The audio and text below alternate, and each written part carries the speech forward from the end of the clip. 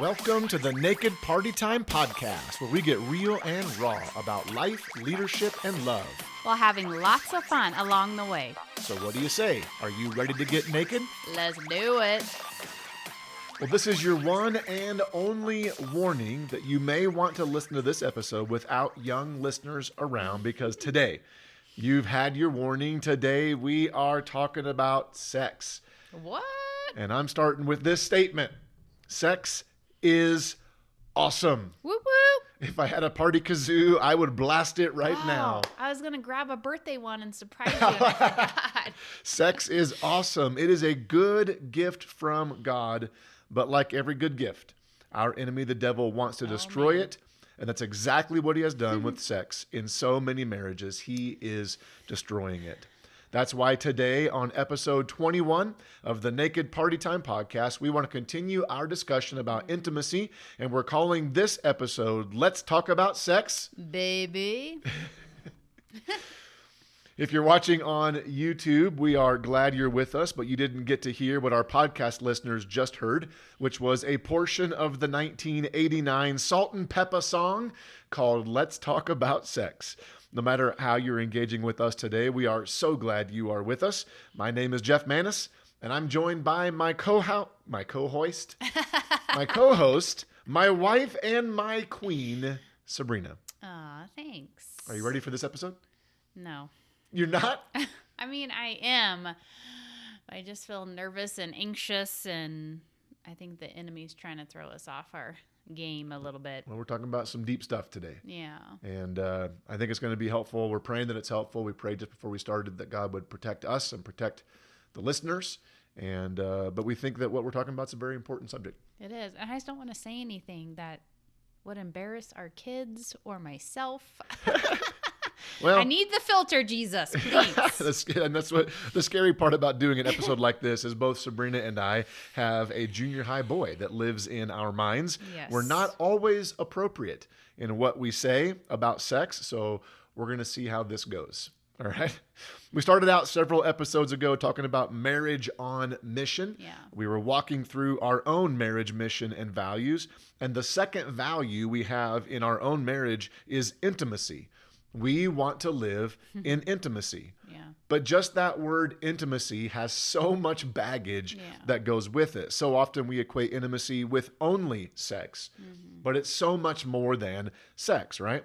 So we stopped our Marriage on Mission series to talk solely about intimacy. In episode 20, the last episode we did, we talked about the 5 levels of intimacy. We'll put links to that episode and the Marriage on Mission episodes in the show notes. In that episode on intimacy, we said what, Sabrina? If you don't cultivate every area of intimacy in your marriage, then you'll be in danger of being great roommates, but only average spouses. Yep. If you don't cultivate every area of intimacy in your marriage, then you'll be in danger of being great roommates, but only average spouses. And yes, we're talking about marriage today, almost exclusively. But again, if you're a single listener, the levels of intimacy we talked about in the last episode, you need to cultivate the first 4 levels. Yes. Whether you ever get the 5th level of intimacy, which is sex, you need those other 4 to thrive. Yeah. Like we all need those other 4 Yeah. in relationship, whether inside or outside of marriage. So I would encourage you to go back and listen to that. The areas of intimacy are physical, relational, emotional, spiritual, and then the last one, sexual.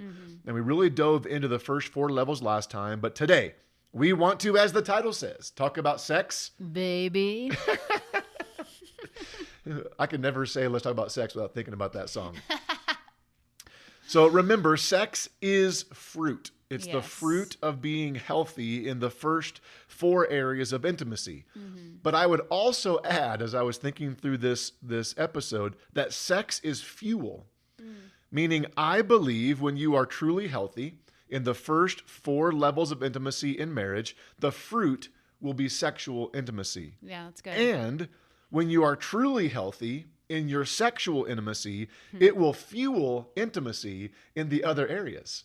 So sex is fruit, but it's also fuel. Right. Thoughts about that? Yeah, I was just thinking the sex being fruit is not necessarily what other people will see, right? They won't see that's that good. fruit of your marriage. Yeah. But because that is fruit in your marriage that only you two will see and experience, that fruit will show up in the other 4 parts of your marriage. Yeah, which makes those other 4 parts of your marriage can be public. That's awesome. It's your highlight reel, what you might show on social media, right? But in order for it to be real and authentic, you have to have that sex piece to it. Good. It's good. So I said this last time. I can experience, and you can experience, the first 4 levels of intimacy with anyone. Yeah. In fact, there are some people in our life, it's a very, very short list, but there are some people in my life and your life who we experience the first 4 levels of intimacy with on an individual basis. Yeah. Physical, and again, physical intimacy does not have anything to do with sex. It's just talking about being in proximity. You allow somebody into your space. So physical, relational, emotional, and spiritual. But there's only one person, just one, where God says he approves of and will bless this level of sexual intimacy with, and it's my spouse. It's for you, it's me. For me, it's you. It's the only place we can experience sexual intimacy in the way that God designed. Sex was designed only for marriage, and marriage, in part, was designed for sex. Not only for sex, but that's part of the design. Right. So if you're not experiencing regular and consistent sexual intimacy in your marriage, you will never have the marriage God designed. Like, let that sink in. Right. If you are not experiencing regular and consistent sexual intimacy in your marriage, then you will never have the marriage that God designed. Julie Slattery, co-founder of Authentic Intimacy and voice of the Java with Julie podcast, which we would highly recommend. We're going to put a link in the show notes. That podcast deals almost exclusively in the arena of sex and intimacy. She's authored a number of books. We'll also put some of those in the show notes as well. She said this: God is for great, pleasurable, and frequent sex within the context of marriage. God is for that. Yeah, I love that too. Well, he designed it. Yeah. I mean, he designed this oneness that you can have with your spouse. Yep. So I don't know, like, I don't have a full thought here, but like, what's the point of getting married? Like, we get married, we know sex is part of it, but why don't we work hard on that like we do on other areas of our life and marriage? Well, I think part of it is people believe that sex will just happen. Because we've believed the culture's lie about sex, I think, is a lot of the reason why it's romanticized. The enemy kind of twists it both directions, positive and negative. Yeah. So, but what you said though is key, and again, we didn't flesh this thought out. But we don't go into marriage thinking that sex is going to take a lot of work to be healthy. Yeah, that's true. And so then when sex becomes difficult, like the roadblocks we'll talk about today, we throw in the towel, or we think we're the only ones. Again, going back to that, well, nobody else struggles the way we struggle, or it's my spouse's fault, or it's my fault, which we'll get into some of that here in a little bit too, but we then fail to work on it. So we'll get into that. But that's a key piece. We don't think about the work it takes to be sexually healthy in marriage. And part of that is probably the big C churches. Part of it is, yeah. I don't even know if we're not even gonna have time to get into that. Right. So before like we talk about sex being frequent, pleasurable within marriage, that quote from Julie, before you object, we know there are so many factors that go into why a couple might struggle in their sexual intimacy. And my goodness, we've had our seasons of struggle, right? Right. That's why we're devoting a couple entire episodes to this, and we're going to talk about some of our own struggles. But just because the struggle is real doesn't mean we should surrender to the struggle. That's good. Just because the struggle's real does not mean we should surrender to the struggle. There's a reason why it's a struggle. To be sexually intimate. The devil knows how important it is in a marriage. Yes. And my goodness, again, does it seem like the devil's winning? Yes. In so many marriages? Makes me so mad. 20% of U.S. couples live in what's called a non-sexual marriage. A non-sexual marriage is a couple that's had sex fewer than 10 times in the previous 12 months. That's 1 out of every 5 couples live in what's called a non-sexual marriage. Man. 15% of marriages have not had sex in the last 6 months. And 2% of marriages are considered sexless marriages, meaning there has been no sexual intimacy for over a year, and sometimes it's years. Wow. Now, I say this carefully, but I say it with great concern for some people. If you are married, but you are not pursuing sexual intimacy, you might be a great friend and roommate, but you are not living out your full potential as a spouse. Man. And that hurts. Yeah. I mean, I can see the emotion on your I face know. thinking about people that might be living in that situation. If you're married and you are not pursuing sexual intimacy, you might be a great friend and a roommate, but you're not living out your full potential as a spouse. So let's dive in here.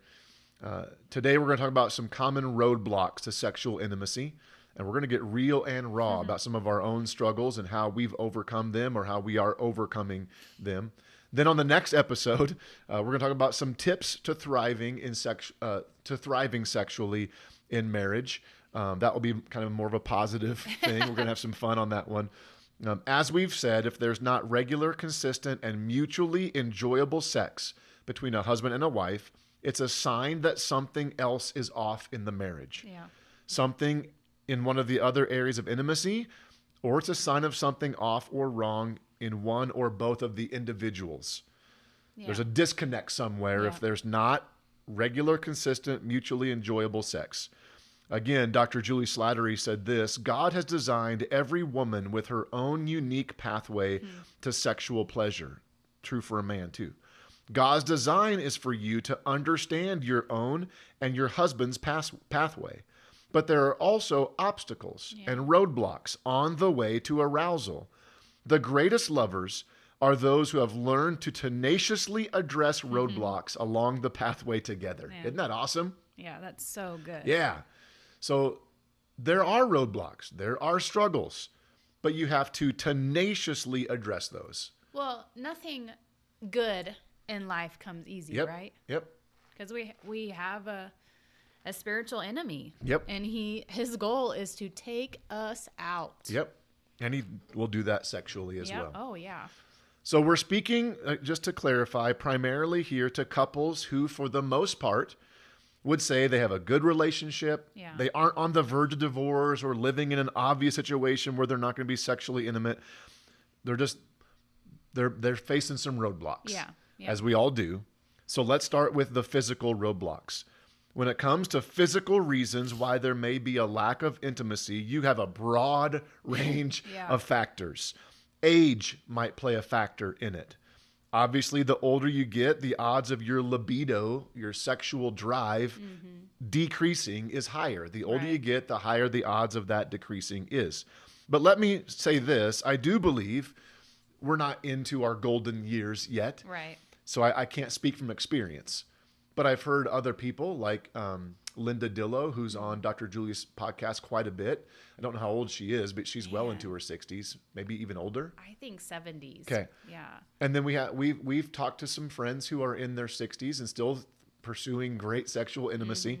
So again, I can't speak from experience, but I believe that there is and should be some form of intentional sexual intimacy, no matter how old you are in your marriage. Yeah. It might look different. It might feel different. Yeah. But there needs to be that sexual connection between husband and wife to be one intimately. Maybe there's the age factor. Maybe there's an actual like bodily physical limitation. Something doesn't work right. Yeah. Erectile dysfunction's a very real thing. Or even like literal, like paralysis of the body. Yeah. So we mentioned in another episode about hearing an interview with a couple where the husband was paralyzed. I think it was from the waist down. I don't remember if it was or not. And it was on Julie's podcast. It was on Dr. Julie's podcast. Yep. And I know that all I know is actual sexual intercourse as they had previously known was off the table for them in their marriage. But they believe so much in the benefit of sexual intimacy, they figured out how to be sexually intimate, even though he was paralyzed. It was an amazing podcast. I remember the wife talking about how it started out with just laying together naked, their naked bodies touching and caressing each other. Like, that's amazing. Yeah. I was so challenged by that, and neither of us are remotely close to having that kind of struggle physically, but it's real. Yeah, it is like, real. there's real physical struggles that could affect this, right? Yeah, for sure. Anything you want to? No. So obviously with erectile dysfunction, there is medicine that can treat that. There's even natural solutions. Sabrina, I know with doTERRA essential oils, they have recommended blends to help with. Just remember, if you have an erection that lasts for more than 4 hours, seek medical attention. I surprised you with that one, didn't I? Yes, you did. I mean, I had thought that when I read through the script, but I didn't think you would say that. I think that is those erectile dysfunction commercials. It's real, though. I'm sure it happens. But I'm thinking, if it lasts more than 4 hours, if it lasts more than an hour, you better go to the ER. I'm thinking there's something wrong. 4 hours? Yeah, I wonder why that's like the Why number. is it 4 hours the cutoff? Yeah, I don't know. Like, that is just hilarious to me.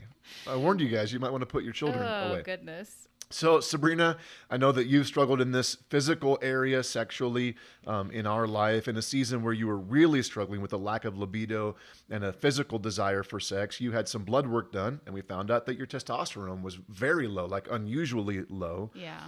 But instead of just saying, well, I've got physical reasons why I don't want to have sex, just deal with it. Yeah.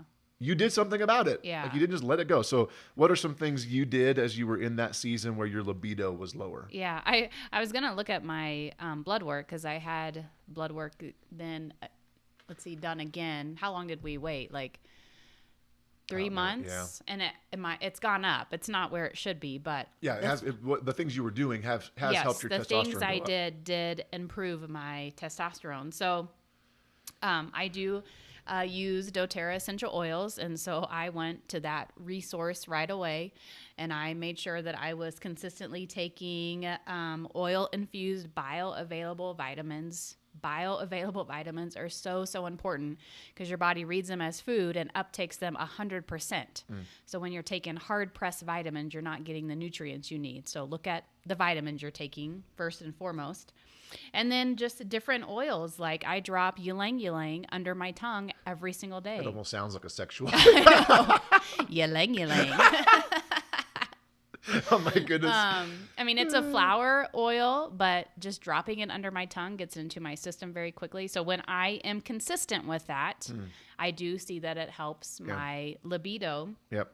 And then other different oils I've tried, like Whisper, Jasmine, Passion, Neroli. Oh, there are so many oils that can help support a healthy sexual drive, plus other sexual things in intimacy that can just walk with that. So I talked to a nutritionist and just figured out what food I need to eat and just trying to eat healthier all the way around. And I struggle with that. Exercise is big. Yeah, I'm a sugar addict. So yeah, I mean, all the things, right? Drinking half your weight in ounces of water, getting enough sleep, exercise, eating 80% right most of the time. Like those things, they affect everything. Including your sexuality. Yes. And then something else that's really big that maybe you won't think of is getting rid of the toxins and chemicals in your house. When we are putting things on our skin, which is our largest organ, it gets into our bloodstream and it affects our endocrine system, our hormones,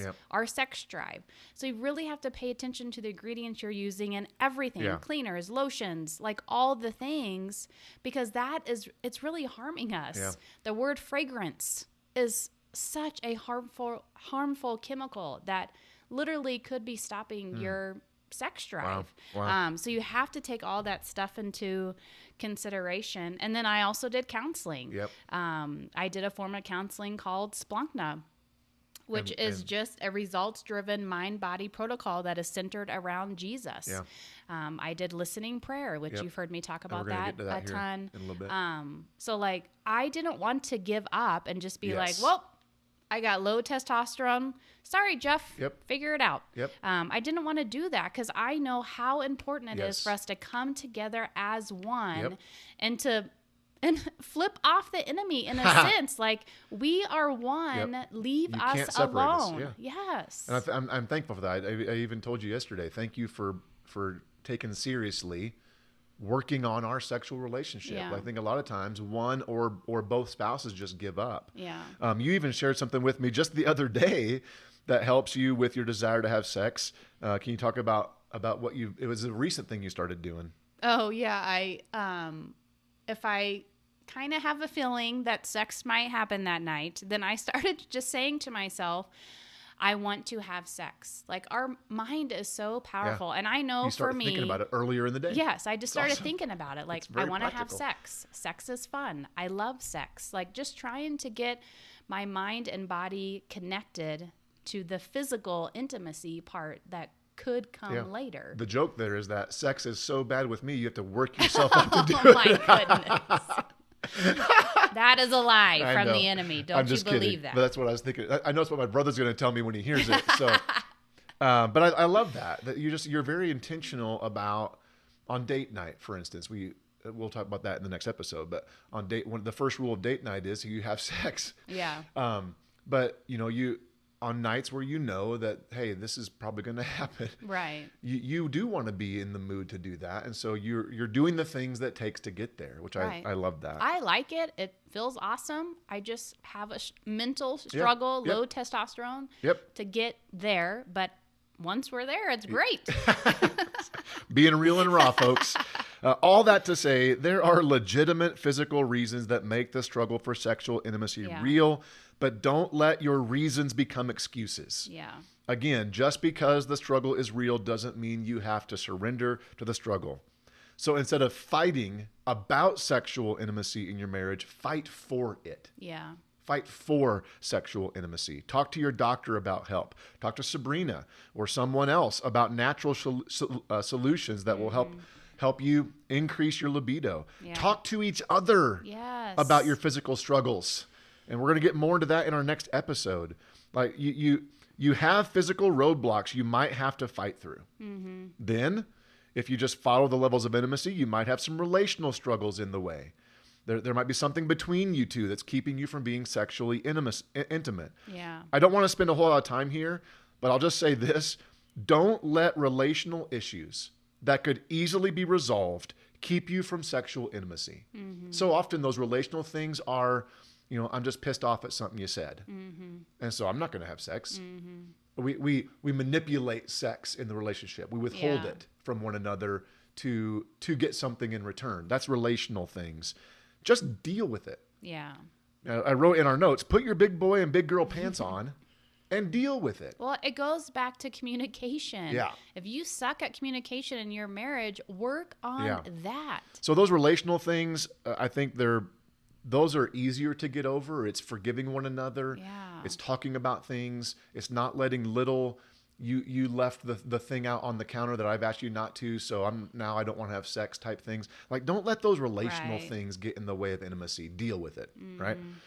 So the emotional levels where I think we really start getting serious and things get more difficult to overcome. This is where you might have a couple struggling with sexual intimacy because of something completely outside of their control. Nothing they can do about it, really. Yeah. Like specifically sexual trauma in the past, rape, molestation, either as the victim or as the perpetrator. Yeah. There might be some people who in their past sexually molested someone. Mm-hmm. That's traumatic to the brain and to the heart. So there's scars emotionally and spiritually that you might have in deep, deep ways that need to be dealt with. Maybe there's mental illness, anxiety, depression. Sabrina, we know that when you went through the worst part of your anxiety, you had zero desire for sex for a long time. Mm-hmm. And your medication was a big part of that. Yeah, side effect. We needed the medicine to help you overcome anxiety, but one of the side effects was literally a zero libido. Mm-hmm. So I don't know if you want to. No, I was just thinking that's like there are side effects to medications, and I understand some people need medication, so you'll have to work a little bit harder to overcome that side effect. But that's where I love natural solutions because there's side benefits with the essential oils and the supplements, and that I don't have to worry about any side effects. Like, I know my body knows how to use them and to help support me. And so even though I'm doing all the things, and I don't know if it's my age, if it's stress, probably stress that's causing my low testosterone, but I just have to keep fighting it. And because I know it's worth it. Yep. So if you are someone, and man, this is real, if you're someone who has emotional wounds, scars, trauma, and you need to get professional help for it, there is nothing wrong with that. Please go to counseling. Like, you need it. Your marriage needs it. You need it for your own health and well-being. But if it's keeping you from being one with your spouse, you not that you need to address it, you have to address it. It's affecting every part of your life if it's that deep. And listen, if there's something in your past life that has caused this trauma that you're aware of, sometimes it's subconscious trauma. Yes, you don't even know. That you don't even know. But if you're aware of it and you've never told your spouse, you have to. Yes, shine the light into the darkness. Like, as soon as possible. Yes. Maybe you need to stop the podcast right now and go to the other room where your spouse is and tell them. Yeah. Or stop the podcast and call your spouse and tell them, as hard as it might be, they're the one person who needs to know. Yeah. And that leads then into the spiritual roadblocks, because I think the emotional and spiritual kind of go hand in hand. So there might be some real emotional roadblocks, but that leads right into the spiritual ones too. So Sabrina, what are some spiritual roadblocks that might exist that keep us from sexual intimacy? Past or present sins. Yep. Sin, both sin from our past and our present, can play a major role in keeping us from the intimacy we want and that we need in our marriages. Pornography today is an absolutely huge one. Like, huge. There is now study after study after study that shows the incredible long-term damage pornography does to the brain, and also what pornography does to sexual expectations and then sexual satisfaction in marriage. Right. Getting married does not fix your porn addiction. That is a lie from the enemy. Yep. So this has played a huge role in our own struggles in our marriage and intimacy because of my personal lack of purity in my past with lust and pornography. It brought all sorts of roadblocks, pain, trauma, and betrayal into our relationship and into our sexuality. Also, we did not have sex before we were married. We didn't have intercourse, but we definitely didn't live in the purity we should have. We did not. And that has had massive effects on our sex life. Yeah, isn't that crazy? We never had sex, but we did other things we knew we shouldn't do. And we carried that into our marriage, and it has made our sex life more difficult. Like, that stuff really does affect you. It does. I feel like now, almost 20 years removed now from the sin of porn in my life, and then more than 20 years removed now from our sexual sin together, we are just now really starting to see full victory over it in our own sexual intimacy. But like when it comes to porn, even when it comes to things we did together, those memories, those images are never, ever gone. Yeah. Ever. And in a moment's notice, what can the enemy do? Bring it back. Bring it back. And then he throws all sorts of lies at you. So those past sins, they are carried into the relationship. God can forgive it. Yes. He can redeem it. Yes. But it's there. It's there. And it's a roadblock that we had to work through. Tremendous roadblock we had to work through. So if you're currently looking at porn, or if you're trying to include it in your marriage to spice things up, that does not work. No. Sin never spices anything up. Nope. Sin only ruins. Yep. It might feel like it does in the moment, but it's creating long-term damage to your intimacy. Man. First, it's damaging your intimacy with God, which is most important. Yeah. Second, it's damaging your intimacy with each other, which is the next most important thing if you're married. And obviously, if you are not being faithful to your spouse with someone else, if you're having an affair, fooling around, even getting inappropriately involved emotionally or spiritually with someone else, that's going to be a major roadblock, obviously, to your sexual intimacy as a couple.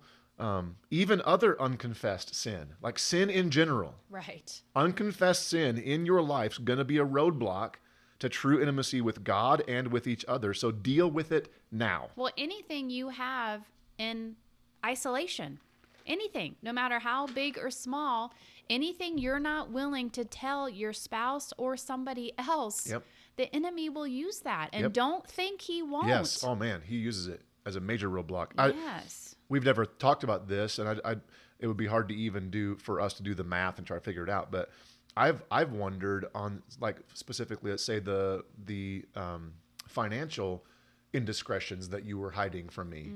I wonder how much that affected our intimacy without us even knowing it. Yeah, I haven't ever thought about that, but I'm sure it did. Yeah. My goodness. Oh yeah, it has to. Like you said, anything that we're hiding, being deceitful about, any sin in our life is going to affect our intimacy together. So, what other spiritual roadblocks might people face? Lies from the enemy. Yep. Lies from the enemy.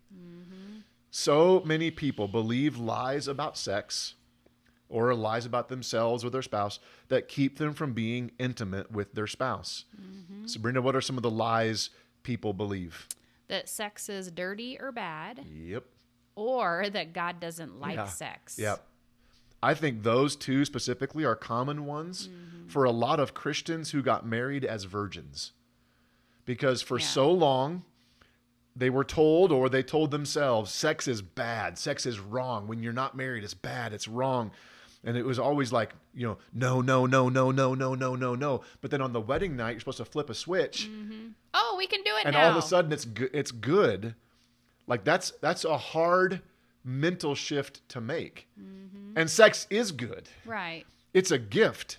But it's always, sex is always good. God designed it and delights in it within the boundaries he created. Yeah. So here's a good analogy. Fire is also good. Fire can be used for warmth, to purify things, to cook things, to provide light in a home. But fire outside the boundaries damaging. That's a good picture. So before we're married, it's not that we should say no to sex or no to sexual activity because it's bad. It's that we should say not yet because it's not best. That's good.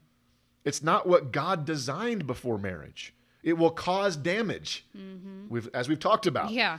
Even it will cause damage if we engage in it before the proper time, outside the boundaries. Thoughts on that? Yeah, I feel like we need to apologize to every kid we ever had in our history.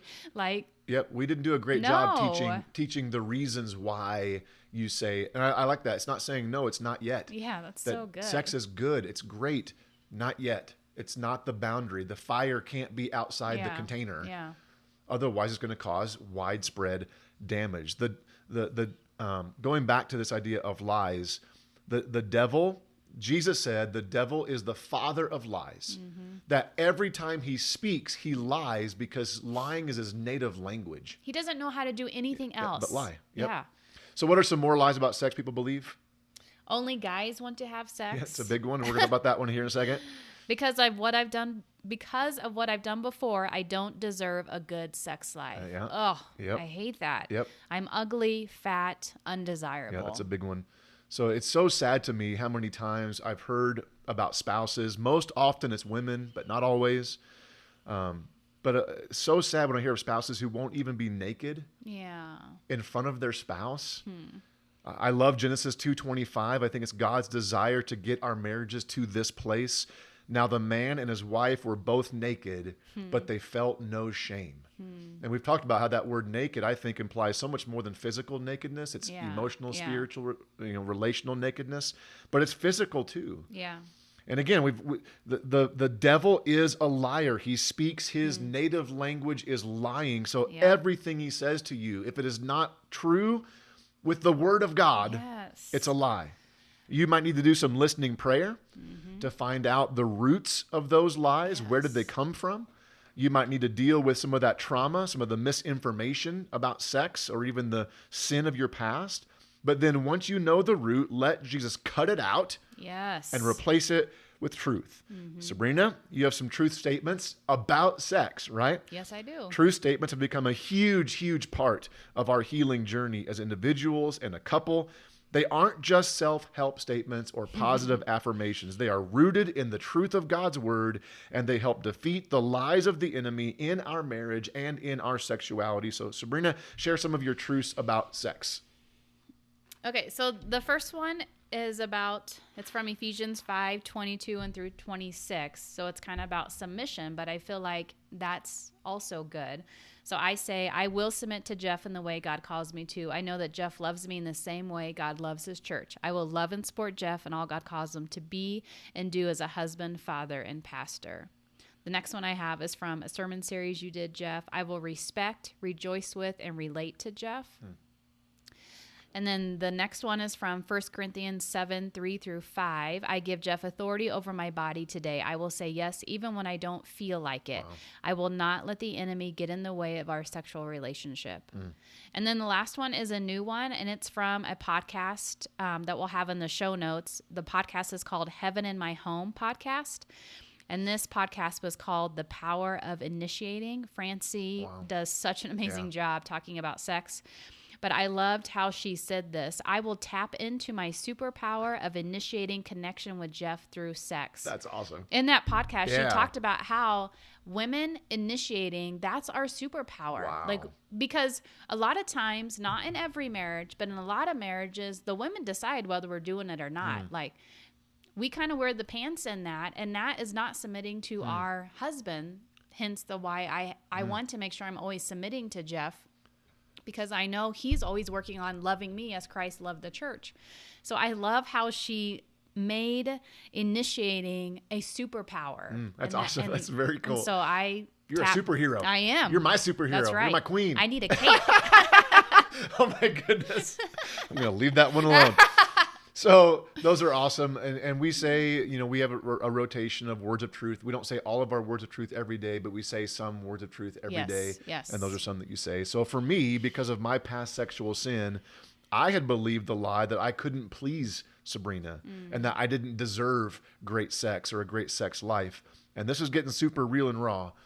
But I can't tell you how many times we would have sex and then I would apologize to you. Like literally, as soon as we were done, I'd say, I'm sorry. As if I was a massive disappointment sexually. And maybe I was, I don't know. But well, you're the only person I've had sex with. So I can't compare you to anybody else. I've told that to people that one of the greatest parts about neither of us ever having sex before marriage is I could be horrible in bed and you'd never know. Nope. That's awesome. So I think it's great all the time. That's right. There you go. I even had some body image issues that God had to do some work with me on and give me some truth for that. Because it was affecting my sexuality. So and it wasn't until we both allowed God to start digging out the roots of the lies we were believing about ourselves, about God, about each other, and about sex, that we began to experience better and better sexual intimacy. I would even say better and better sex. Yes. Like right now, even though it is hard work for us to overcome some of our own roadblocks that we continue to face, we are having, I would say, the best sex of our 24 years of marriage.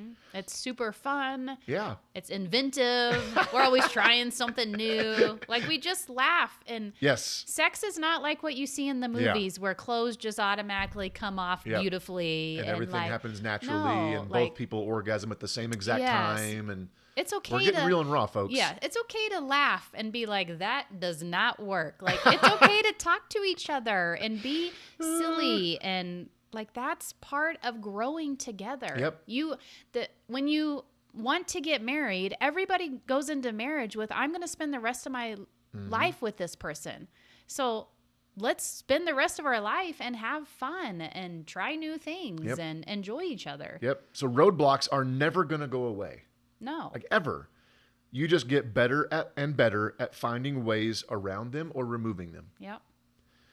So we're almost done here, folks. If you can give us maybe about 10 more minutes, we'll be wrapped up here. I know this has been a lot, but I think this hopefully has been good for us talking about it, I guess. Hopefully it's been good for those listening. So much of the truths that we've put into our life sexually, at least in my opinion, come from 1 Corinthians 7, 3-5. And it says this: the husband should fulfill the wife's sexual needs. I'm going to stop there. What'd you notice, Sabrina?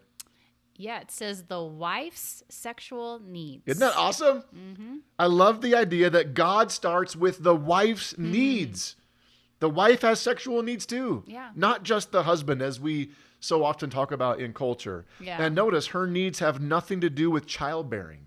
That's good. That's another lie so many people believe, that, and typically it's wives who believe that sex is only for procreating. And yes, the way God has designed humanity to procreate is sex, but sex is so much more than that, especially in marriage. Yeah. It's pleasurable. It's meant to be pleasurable, enjoyable, satisfying, but also it is the ultimate spiritual expression of oneness with your spouse. Man. This goes back to episode 18 and part 2 of Marriage on Mission. It's modeling to the other how Christ is one with us. Like Matt and Lori Krieg talk about that in their book, An Impossible Marriage, where in the act of sex, Lori says, we say to our spouse through sex, this is how God wants to be one with you. He is the completer of you. He is the one who pursues you and desires you. We've overemphasized sex, but completely diminished it by not holding it up as this theological dance. And then Matt Krieg said this: sex is about physical touch, to be sure, but it's about far more than physical touch. It's about what's going on inside of us. Sex becomes a form of physical prayer, a picture of heavenly intimacy that rivals the Shekinah glory of old. Our God, who is spirit, can be found behind the very physical panting, sweating, and pleasurable entangling of limbs and body parts. He doesn't turn away. He wants us to run into sex, but to do so with his presence, priorities, and virtues making our pursuit.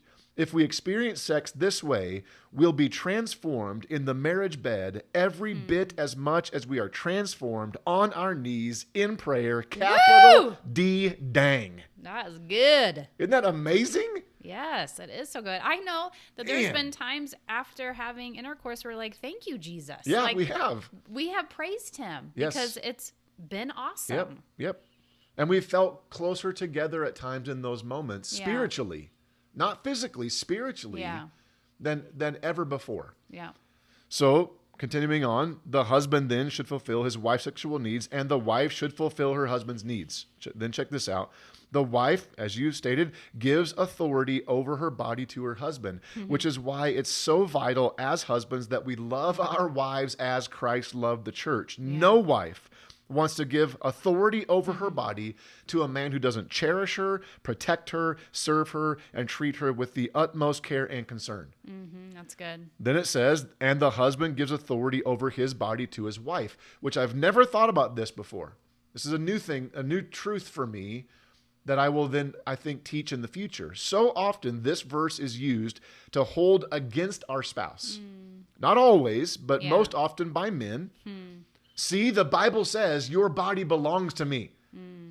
What we fail to own is that it says that to each of us, that we give authority over our bodies to our spouse. So check this out. My responsibility as a husband is to give you my body. It's yours. It's no longer mine. It's not my responsibility then to ask for your body. That's on you. So if you choose, because I've given you authority over my body to you, if you choose to never, ever have sex with me again, I need to allow you and God to work that out because I've surrendered my body to you. Wow. Isn't that powerful? Wow. So if you don't want my body or if you refuse it, that's between you and God. Wow. Now that's a tough pill to swallow if your spouse is actually treating you that way. Yeah. But I think But then again, God helps you with that, right? Yep. And I think I give authority over my body to you. So lack of sex, if you chose to never, ever, ever have sex with me, it is not an excuse for me to mistreat you or to leave you. Wow. That's really good. Because I've given you authority in my body. Wow. Isn't that powerful? Yeah, I've never thought about it like I had that. neither. And so I've talked to couples before in counseling. Well, if she would have sex with me, then I wouldn't look at porn. No, if she won't have, that's between her and God. Yes, that she, I think, is in violation of Scripture. Right. But that's between her and God. You can't hold that against her or demand it because you gave her authority of your body. That's powerful. And really, everything goes back to the golden rule, right? Yeah. Treat people the way you want to be treated. Yep. So even though, let's say your wife isn't wanting to have sex with you, you don't hold that against her. Yeah. That's not how God Jesus would act anyway. So if you want to be a man of God, then you act a different way. Love your wife as Christ loved the church. How did Christ love me when I rejected him? Exactly. He kept pursuing me. That's amazing. Then it says this, and every spouse should wrestle with this. Do not deprive each other of sexual relations unless you both agree to refrain from sexual intimacy for a limited time so you can give yourselves more completely to prayer. Afterward, you should come together again so that Satan won't be able to tempt you because of your lack of self-control. So there is biblical precedence for not having sex in marriage, but it's very, very specific. Yes. There's 3 things. Mutual agreement. Yeah. You both agree. For a limited time, which I don't know what the Greek word is, but I'm pretty sure it's not years.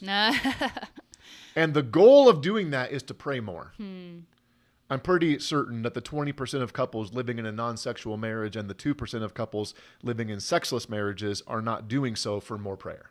Right. Because if that was the case, we would see those marriages get stronger. Yes. So there you have it. Roadblocks to sexual intimacy. Sabrina, I know we got some books we'd recommend for people to read and some podcasts as well. So why don't you give us those books and podcasts? So the books are The Naked Marriage by Dave and Ashley Willis.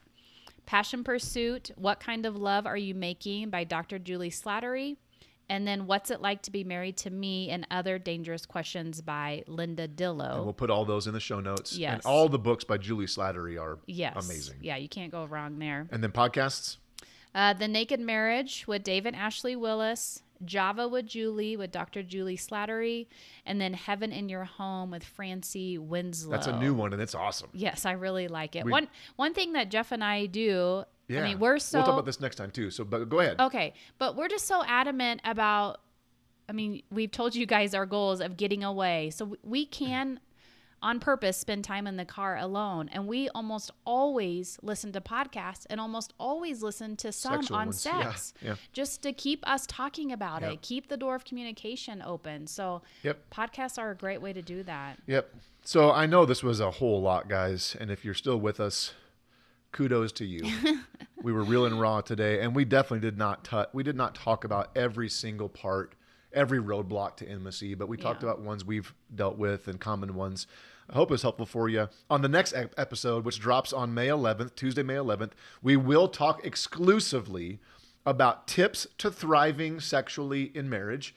Things we've done, things we've seen, not specifically things we've done. That would be really, really awkward, but things that we do in our life to help us stay sexually intimate. And it's going to be a fun one. Hope it'll be helpful for you. We'll have some laughs along the way. Until then, we'd love for you to help us out by sharing the podcast with someone that you know. You guys know people that we will never know. Yeah. And we'd love for you to share it with them on your social media, through a text or an email, or hire one of those planes that pulls a banner behind it.